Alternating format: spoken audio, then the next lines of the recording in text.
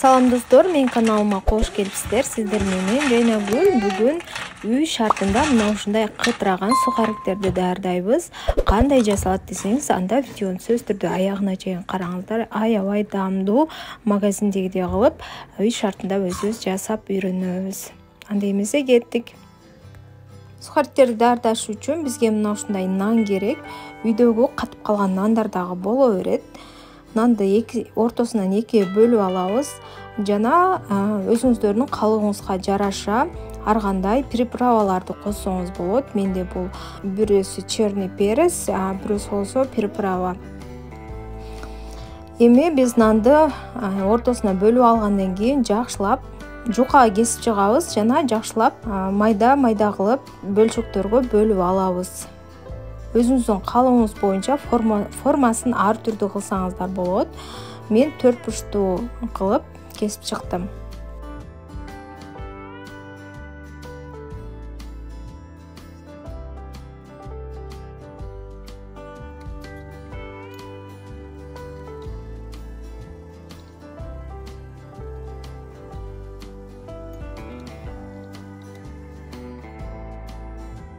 Кесип даярдап алган нандарды мына ушундай кылып бир идишке салып алабыз.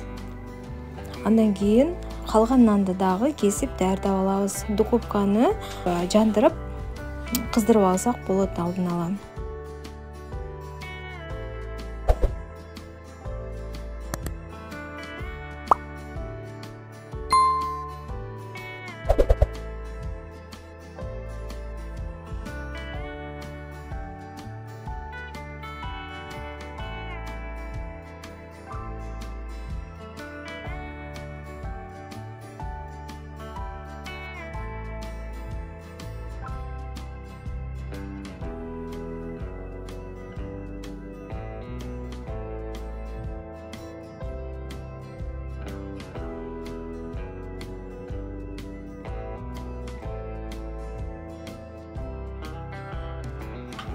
Нандарды даярдап алдык. Эми духовканын ушундай табагына салып алабыз.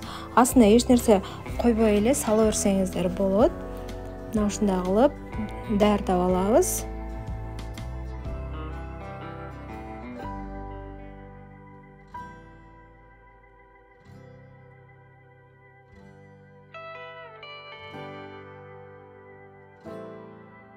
Эми нандын бетине сүйкөгөнгө бир аз жанакы даярдап алган приправа менен перецти ушундай кошуп алдым. Суу менен эми жакшылап аралаштырып, андан кийин майды нандардын бетине жакшылап сүйкөп чыгабыз.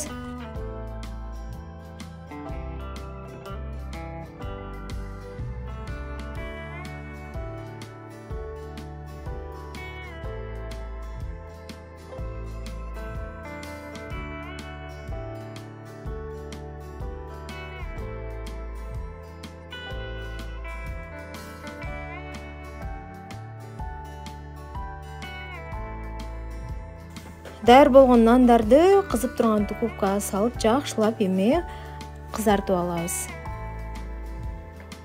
Мына ушундай болуп кызарып, кытырап, аябай даамдуу болуп чыгат.